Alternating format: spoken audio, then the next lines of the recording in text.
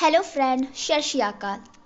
आज एग्रीकल्चर दुनिया में आप सभी के लिए ये राइस जो क्रॉप है ना, उसको मैं लाई हूँ। तो इसको हम पढ़ते हैं।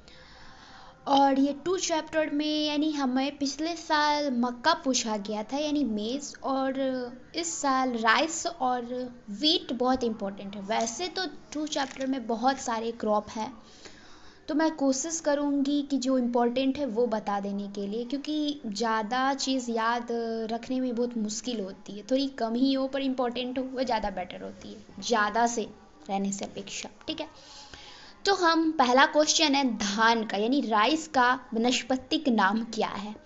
वनस्पतिक नाम कहिए, ये साइंटिफिक नेम कहिए या बोटेनिकल नाम कहिए, जो कहिए चलेगा। ठीक है, तो हम यहाँ पे पढ़ेंगे। तो राइस जो है ना, उसका बोटेनिकल नेम है ओरिजा एस्टिवा। क्या नाम है? ओरिजा एस्टिवा। फैमिली, ये किस फैमिली से आता है राइस? तो राइस आता है पोएशी फैमिली से, पोएशी। और जिन्स यानी कि इसके जिन्स कौन है? तो ओराइजा, ये ओराइजा जिन्स से आते हैं। अब स्पीसीज यानी प्रजाति, यानी गेहूँ धान की कौन सी प्रजाति, कितनी प्रजाति होती है। तो यहाँ पे लिखा है 24 species of which 22 are wild and 2 sativa and glaberrima are cultivated. ये बोला कि प्रजाति, तो इसने कहा कि वैसे तो 24 प्रजातियां होती है, जिसमें से 22 प्रजाति विल्ड होती है, यानी 22 प्रजाति होती है ना, वो जंगली होती है। पर हम दो, एक एस्टिवा और एक गल्वेरिमा, ये एस्टिवा और गल्वेरिमा की ही हम खेती करते हैं। ठीक है, आप कहा कि क्रोमोसोम यानी धान की क्रोमोसोम कितनी होती है, यानी गुणसूत्र की संख्या। तो हम लोग में तो 46 होती है, मानव में, इंसान में। और धान में कितनी होती है? तो 24 और 48, ये 2 होती है। ठीक है, वो एक हाइड्रो द्विगुणसूत्री, एक गुणसूत्री ऐसे करके होता है, वैसे होता है। ठीक है, तो सबसे पहले तो हम ये पढ़े कि बोटेनिकल नेम क्या है। तो ओरिजा एस्टिवा है। फैमिली क्या है? तो पोएसी है। पोएसी कहिए या ग्रेमनी कहिए, एक ही फैमिली के हैं, दोनों एक ही नाम है। जिन्स क्या है, यानी जिन्स क्या है उसका जीन, तो ये ओराइजा है। स्पीसीज यानी कि प्रजाति कितनी है? तो धान की 24 प्रजातियां हैं, जिसमें से 2 की खेती की जाती है, एक ओरेजा और एक गल्वेरिमा की। और 22 जो प्रजातियां हैं वो क्या है? विल्ड यानी कि जंगली है। क्रोमोसोम नंबर तो 24 और 48। ठीक है, यहाँ पे थोड़ा एक्स्ट्रा ही जान लेते हैं। कंटेंट ऑफ राइस इज, धान में जो ये जो फैट होती है वो होती है कितनी परसेंट? 2.0 से 2.5% क्या होती है? तो फैट होती है, यानी फैट लो होता है। यानी धान यानी कि राइस में फैट 2.0 से 2.5% ही होती है। और है प्रोटीन कंटेंट, तो मिल्ड राइस इज यूज। और राइस में प्रोटीन कितनी होती है? तो 6 से 7%, 6 से 7%। यानी कि बोटेनिकल नेम क्या है? तो ओरिजा एस्टिवा। ठीक है, बोटेनिकल नेम क्या है? तो बोटेनिकल नेम क्या है? तो ओराइजा एस्टिवा। फिर फैमिली क्या है? तो पोएसी। जिन्स क्या है? तो ओराइजा। फिर स्पीसीज 24 है स्पीसीज, जिसमें से 22 विल्ड है और जंगली है, और एक एस्टिवा एवं गल्वेरिमा, ये क्या है? तो इसका हम कल्टीवेशन यानी कि खेती करते हैं 2 ही प्रजाति से। और क्रोमोसोम है 24 और 48। ठीक है, अब इसमें है प्रोटीन की मात्रा। प्रोटीन की मात्रा कितना है? 6 से 7%। और फैट कितना होता है इसमें? तो 2.0 से 2.5%। और कितना, और प्रोटीन कितना होती है, यानी प्रोटीन कितना होती है? तो 6 से 7%। हो गया, क्लियर है? फिर से हम बोल देते हैं, प्रोटीन का नाम है ओरिजा एस्टिवा, फैमिली पोएशी ग्रेमनी, और इसकी जीन्स क्या है? तो ओराइजा। 24 स्पीसीज यानी प्रजाति होती है, जिसमें से 22 जंगली होते हैं और 2 की खेती, एक ओरिजा का और दूसरा गल्वेरिमा की खेती होती है। और फिर उसके क्रोमोसोम होते हैं 24 और 48। ठीक है। और इसमें कितनी मात्रा में पाई जाती है? प्रोटीन पाई जाती है 6 से 7%, और ये लोफ यानी फैट पाए जाते हैं 2.0 से 2.5%। क्लियर है? ठीक है, अब हम आगे देखते हैं। तो धान के वनस्पति के नाम तो पढ़ ही लिए हैं, ये पढ़ ही लिए। धान का वनस्पति का नाम ये तो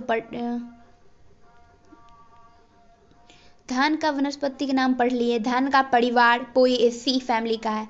उन्नत प्रभेद, अब ये पढ़ना है, ठीक है, ये दोनों पढ़ लिए। अब धान का उन्नत प्रभेद, ठीक है।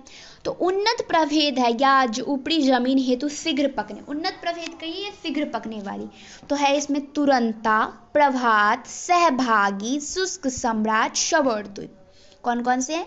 तुरंता, प्रभात, सहभागी, शुष्क सम्राट, शवर्द्वीप। ठीक है, अब इसको याद कैसे किया जाए? ठीक है, हम एक स्टोरी सुनाते, इस सब कुछ छोड़िए एग्रीकल्चर को, अब कहानी हम सुनाते हैं, आप सुनो। ठीक है, एक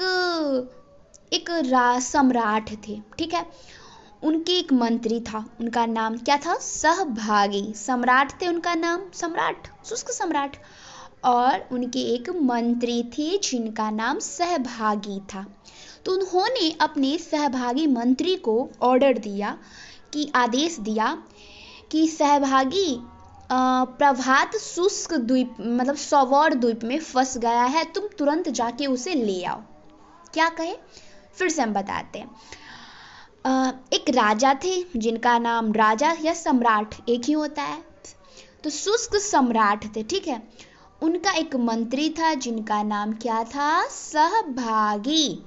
तो उन्होंने सहभागी को, अपने मंत्री को ऑर्डर दिया, आदेश, कि सहभागी प्रभात सौवर द्वीप में फंस गया है, तुम तुरंत जाके उसे ले आओ। क्या कहे? कि सहभागी प्रभात सौवर द्वीप में फंस गया है, तुम तुरंत उसे ले आओ।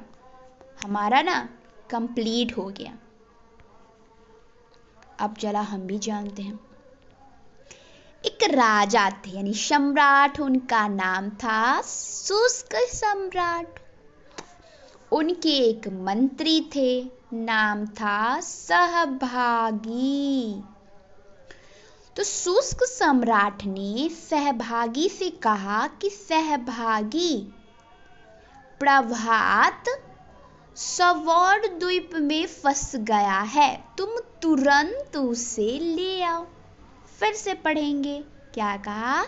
शुष्क सम्राट थे, उनका मंत्री का नाम सहभागी था। सहभागी को ऑर्डर दिए कि सहभागी प्रभात सौवर द्वीप में फंस गया है, तुरंत जाके ले आओ। अब हमारी वैरायटी हमें याद हो गई। शुष्क सम्राट यानी कि सम्राट जी शुष्क सम्राट, सहभागी मंत्री था तो सहभागी, और उन्होंने आदेश दिया कि सहभागी प्रभात को, तो प्रभात कहाँ फंस गया है? सौवर द्वीप में फंस गया है, तुरंत यानी तुरंता, तुरंत उसे ले आओ यानी निकाल लो, सौवर द्वीप से जाके निकाल लो। हमारी कंप्लीट हो गई ना। इजी है एग्रीकल्चर, बस मन से पढ़िए, मजा ही आ जाएगा। धान का उन्नत प्रभेद तो हो गया। धान की उत्पत्ति स्थान पढ़ लेते हैं। देखिए यहाँ पे तो लिखा है कि धान का उत्पत्ति स्थल भारत को माना जाता है, ठीक है, पर हम ये कहते हैं कि कहीं कहीं ना धान की उत्पत्ति स्थल भारत होते हैं और कहीं कहीं इंडो बर्मा। हुई बात कुछ यूं कि धान की जब खुदाई की गई ना, मतलब धान का जब वो खेती यानी मतलब निकला जो धान, यानी खुदाई हुई, फिर धान जब निकला, तो उस टाइम खुदाई जब हुई धान का, तो धान इंडिया में तो पाया गया ही, और बर्मा में भी ये क्या हुआ? पाया गया।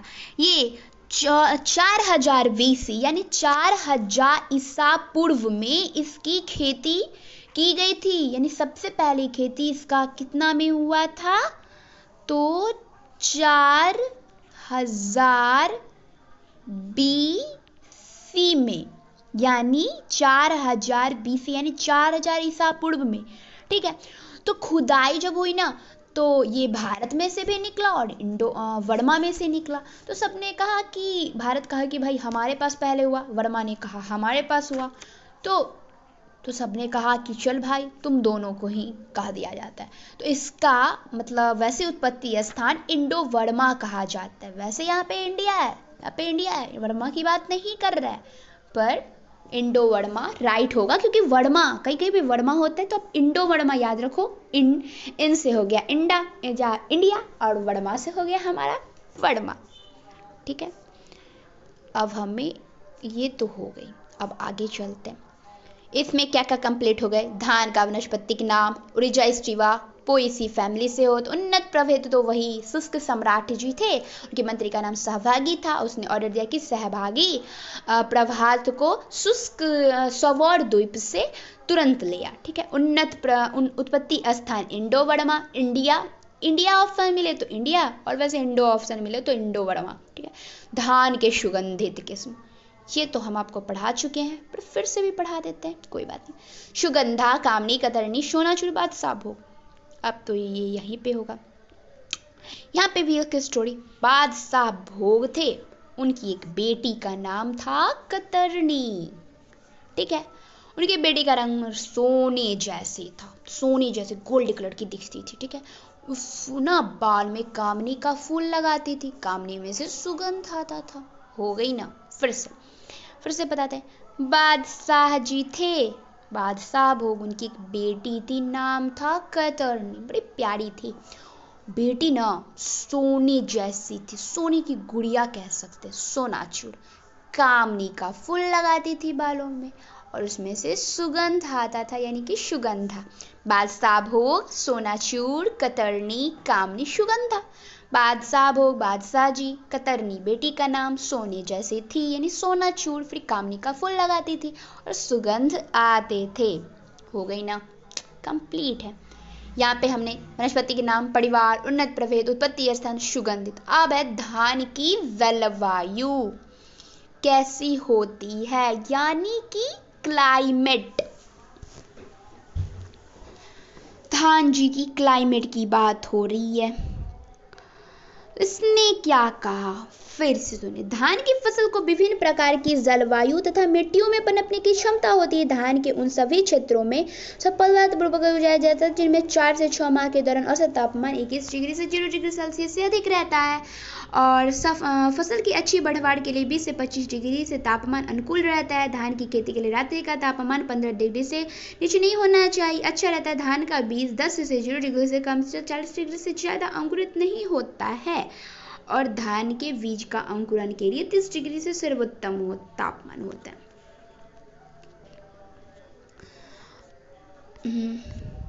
हाँ, अब इसने कहा कि धान यानी धान की खेती वहाँ की जलवायु के लिए अच्छी होती है जहाँ 4 से 6 माह के दौरान औसत तापमान 21 से 0 डिग्री, इससे अधिक फसल की अच्छी बढ़वाड़ के लिए।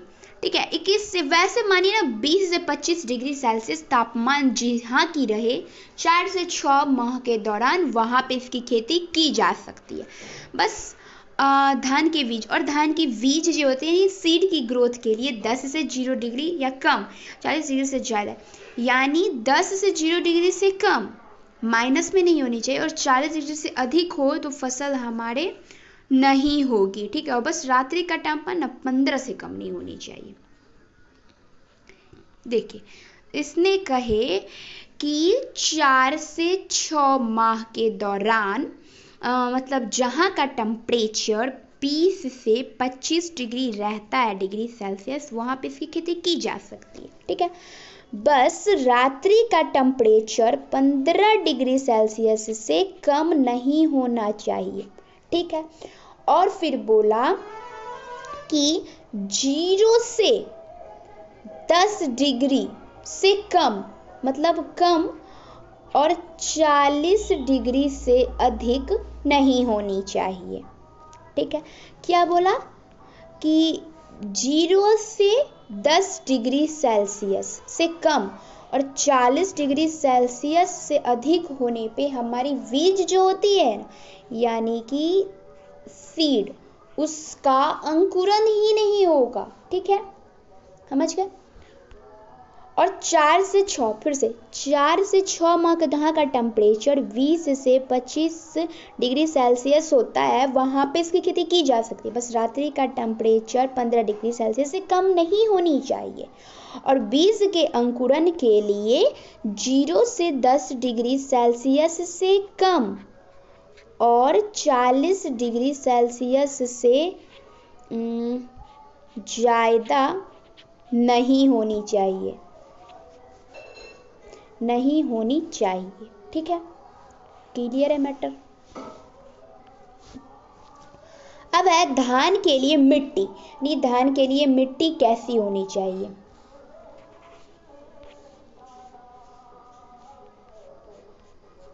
धान की खेती के लिए पानी को रोकने की अच्छी क्षमता वाली चिकनी, मटियार या मटियार दोमट मृदा सबसे अच्छी मानी जाती है। धान की खेती 4.0 से 7.5 से पीएच मान माना या इससे अधिक पीएच मान मानली मृदा की जाए, परंतु सबसे उपयुक्त,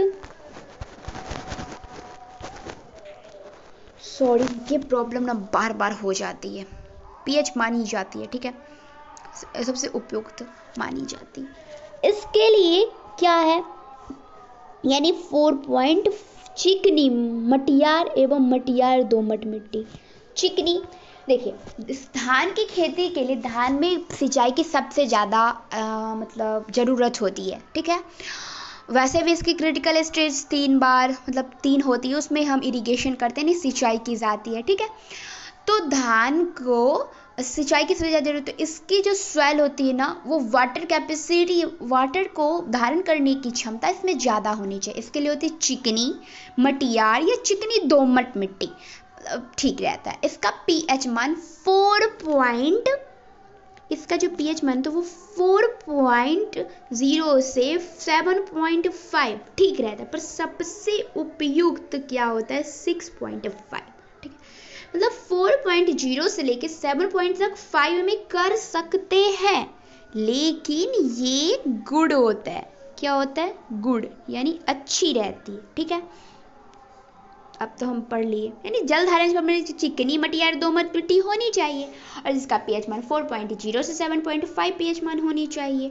ठीक है, और सबसे बेस्ट पीएच मान 6.5 होनी चाहिए। अब है धान की कीट व्याधि, यानी धान की रोग।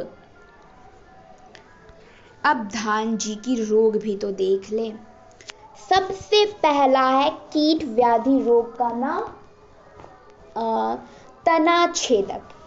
ठीक है, तना छेदक है तो ये तना को छेदते होंगे, नाम से ही स्पष्ट है। और तना छेदक जी का देखिए, तना छेदक जी यहाँ पे है पधारे हुए, ये भी देखिए अभी भी ये काम कर ही रहे हैं, यानी ये लीफ जो है इसको छेद ही रहे।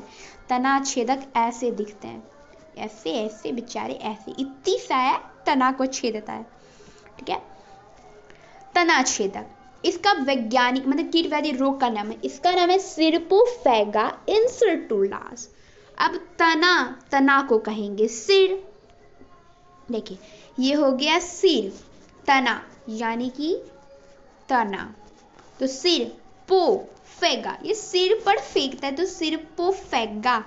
इन मतलब में, और सर भी तो है ना, सर जी है ये, सर्टुलास यानी सिरपोफेगा इंसर्टुलास। मुझे याद नहीं होते रहते थे ना, तो मैं ऐसे याद करती थी। ये देख, सिर यानी तना और पो फेंका यानी फेंक दिया, और फिर इन मीन्स में और सर तो सरजी टुलास, सिरपोफेगा इंसर्टुलास। लक्षण, तने के बीच का भाग सूख जाता है जबकि निचली पत्तियां हरी रहती हैं।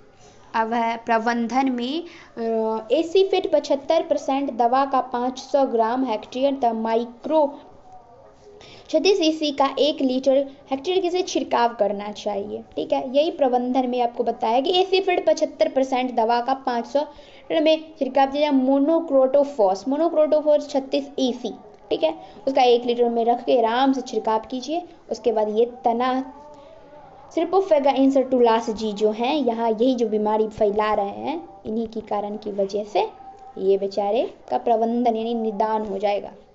तो खैर तनाछेदक सिर्पोफेगा इंसर्टुला दोनों के बीच का भाग सूख जाता है जबकि निचली पत्तियां हरी ही रहती है। और एसीफेट 75 ईसी वही दवा लिखेंगे। और फिर मोनोक्रोटोफॉस एंड सेकेंड 2 है। धान का ब्लास्ट रोग, ये रोग होता है, ठीक है, ये रोग होता है पाइरिकुलेरिया ओराइजी। देखो ओरिजा इस शिवा तो हमारा बोटेनिकल नाम है, ठीक है।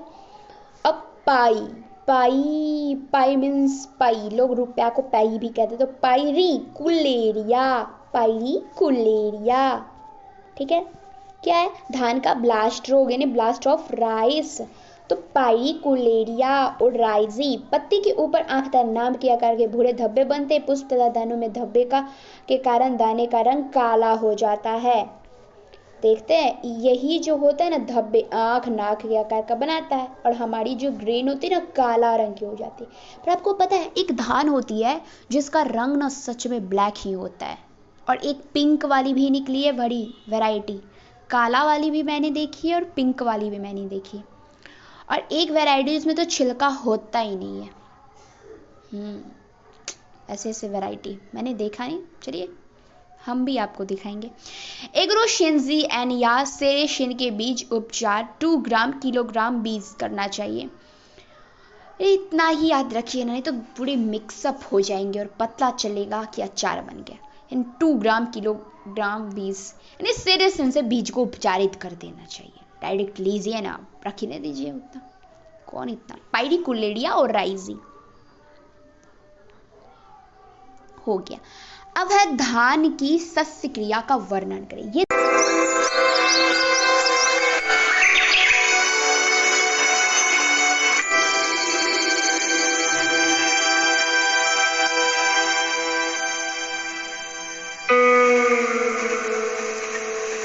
It's the month of May.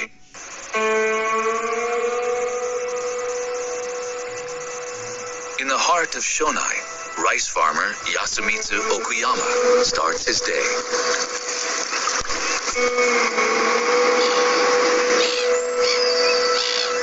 その百姓というのは転職なんでしょう。百姓というのは転職なんでしょうね。Of Japanese cuisine, and growing it requires careful planning and hard work. もともと私の家というのは江戸時代の享保から続く稲作農家で、私で15代目というふうに言われてます。で生まれて物心をついた時からや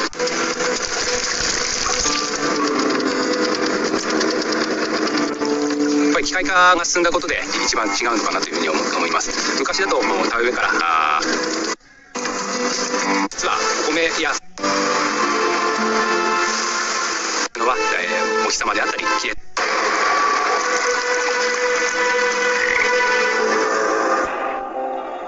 It's now late September. The rice is almost ready to be harvested. 実りの秋ということで秋も好きなんですけども、コンバインは朝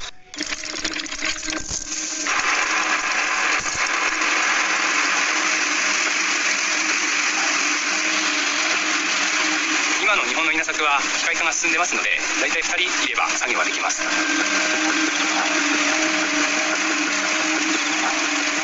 なので昔は1軒で4ヘクタールぐらいあれば大きい農家だったんですけれども、今は20ヘクタールないとなかなか専業で稲作をするのは難しい状態になってます。なので、どういった販売をするか、またどういった栽培もそうですけども、どういった経営をするかという考える時間の方を最近は大切にとってます。私自身はその米自体、私の子供とかなというふうに思ってます。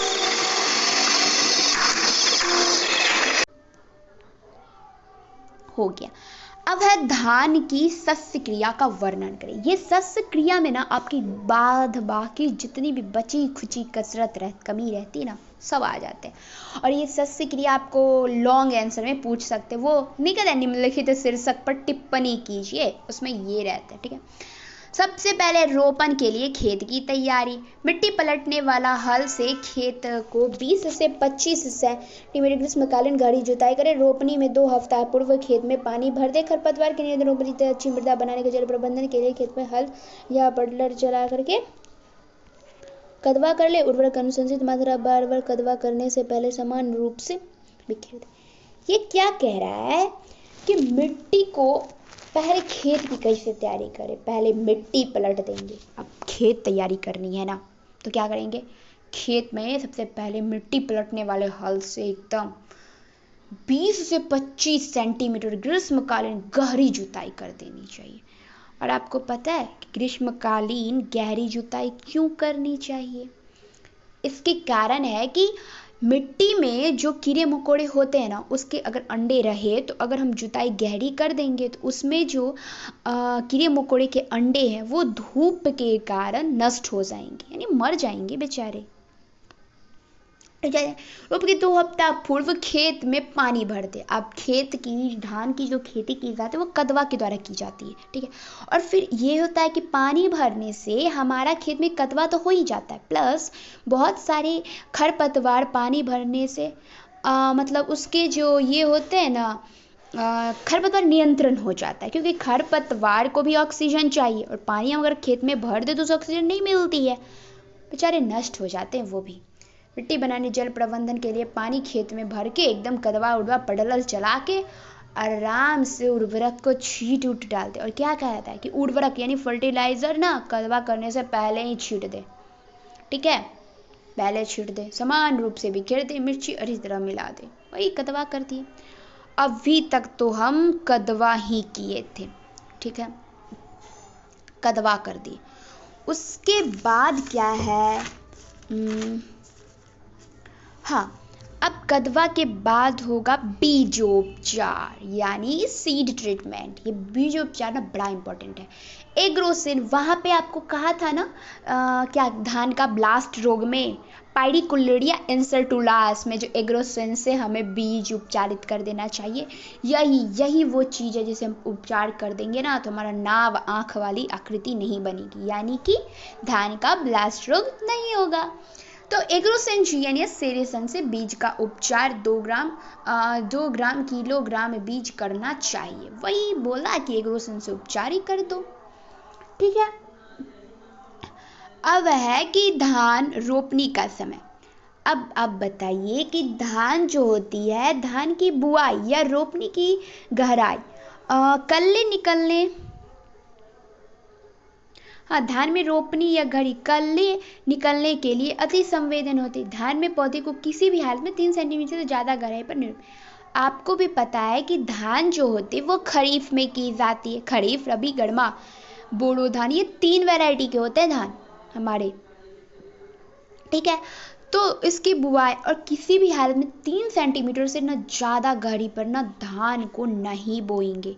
क्या करेंगे, 3 सेंटीमीटर से ज़्यादा गहरी पर बोना ही नहीं है धान को। अब तो हो गई धान की बुआई हो गई, यानी खेत तैयारी हो गया।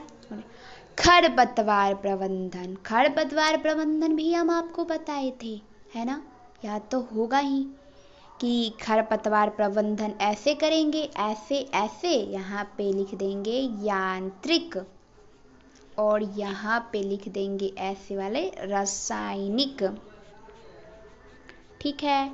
यांत्रिक मतलब ऐसे 1 नंबर दे के यांत्रिक करके लिखेंगे कि 20 से 25 सेंटीमीटर दूरी पर रोपित धान को कोनोवीडर के द्वारा यूज़ किया जाता है। और हमने आपको दिखाया भी था कि ये हो गया धान इधर और ये हो गया, इसकी दूरी हो गई 20 से 25 सेंटीमीटर। यही हो गया कोनोवीडर जो हमारे किसान चला रहे, यानी खरपतवार प्रबंधन कर रहे हैं। ये इधर भी किसान खरपतवार प्रबंधन कर रहे हैं, किस विधि से, यांत्रिक विधि से। और रासायनिक विधि में ये थे ब्यूटा क्लोरीफॉस, और ये ब्यूटा क्लोर को 50 ईसी का ये 2.5 से 3 लीटर पानी में 700 से 800 लीटर पानी में घोलकर प्रति हेक्टेयर से मतलब स्प्रे कर दिया जाता है। ठीक है, ये हो गया हमारा खरपतवार प्रबंधन। और ये जो होता है ना, क्या कहते हैं, और शस्य क्रिया में ना कीट व्याधि प्रबंधन भी लिखा जाता है। ठीक है, आपको सब शस्य क्रिया बोलेगा लिखने के लिए तो आपको लिखना पड़ेगा। तो कीट व्याधि प्रबंधन तो हम बता ही दिए कि तनाछेदक, सिर्पोफेगा, इंसेक्टोलाश और धान का ब्लास्ट रोग, पायरिकोल्डेरिया और राइजी बता दिए। जल प्रबंधन यानी कि वाटर मैनेजमेंट, यानी कि बोल सकते हैं सिंचाई या इरिगेशन। ठीक है, तो धान को तो बहुत सिंचाई चाहिए, क्योंकि हम कल पढ़े थे ना, क्या पढ़े थे कि धान को 200 से 300 सेंटीमीटर जल की आवश्यकता होती है और गेहूं को शायद 28 सेंटीमीटर। क्या धान के खेत में हर समय पानी भरे रहना आवश्यक नहीं है। बारी बारी से खेत में पानी लगाना एवं खेत को हल्का सूखने देना ताकि कलने में अच्छा होता है। बाली निकलने से लेकर परिपक्व अवस्था तक धान में 2 से 3 सेंटीमीटर तक पानी का स्तर बनाए रखते। धान में खेत के दरार न पड़े उतनी जरूरत। ये बोला ना 2 से 3, यानी कि क्रिटिकल स्टेज यानी कि क्रांतिक अवस्था में धान को सबसे ज़्यादा जल की आवश्यकता होती है। यानी कि जब क्रिटिकल स्टेज धान की हो तब हमें सिंचाई करनी चाहिए। आगे हम बताएंगे क्रिटिकल स्टेज धान की। यहाँ पे तो कटनी दोनी थी। धान की कटाई, अब कटाई की बात करें, वैसे सीड रेट तो मैंने बात नहीं की, वो पीछे ही रह गई है शायद। धान की कटाई दैहिक परिपक्वता की अवस्था में करनी चाहिए। इस अवस्था में पौधे का तना कुछ हल्का हला रहता है। बाली के नीचे वाला दाना जोर दबाने पर चावल निकल जाता है। इस अवस्था में पुष्पन के करीब 30 से 35 दिनों के बाद कटाई के समय दाने में 24% नमी, ये जो आपका दिया हुआ है कि मतलब कटाई के समय 24% नमी और भंडारण के समय 14% नमी, ये बहुत इंपॉर्टेंट है और ये आप याद रखो। यानी 12th में तो इम्पोर्टेंट है ही, और आगे अगर एग्रीकल्चर से आपको करना है तो अब तो बहुत इम्पोर्टेंट है, आपको हर जगह ये मिलेगा ही, हर मोड़ पे खड़ा रहेगा। ठीक है, अतः धान को अच्छी तरह सुखाकर भंडारित करें। संकरण धान के उत्पादन को अगले वर्ष बीज के लिए ना रखें, पर हमारे किसान तो वही रखते हैं। यहाँ पे हम बोले थे ना बुआई पद्धति यानी सीड रेट, यानी सीड शोइंग मतलब बीज कीमत है, सीड रेट। तो कैसे कितना छिड़कावा विधि से 100 से 120 kg छिड़कावा विधि से लगती है, यानी छीड़ के डालेंगे तो ज़्यादा लगेगा। कतारों में बुआई करेंगे तो 90 से 100 और लेही पद्धति से 70 से 80 और व्यासी पद्धति में 125 से 150। ठीक है, इतना हम करेंगे।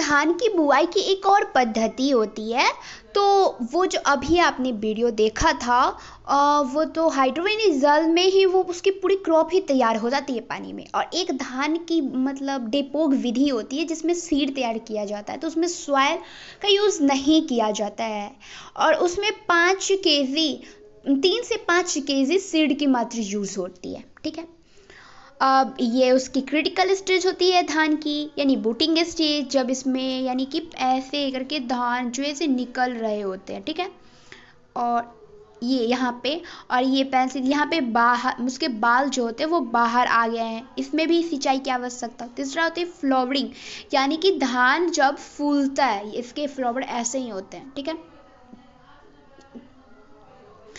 एंड थैंक यू, इतना ही, और थैंक यू मेरी वीडियो को देखने के लिए एंड मुझे सपोर्ट करने के लिए।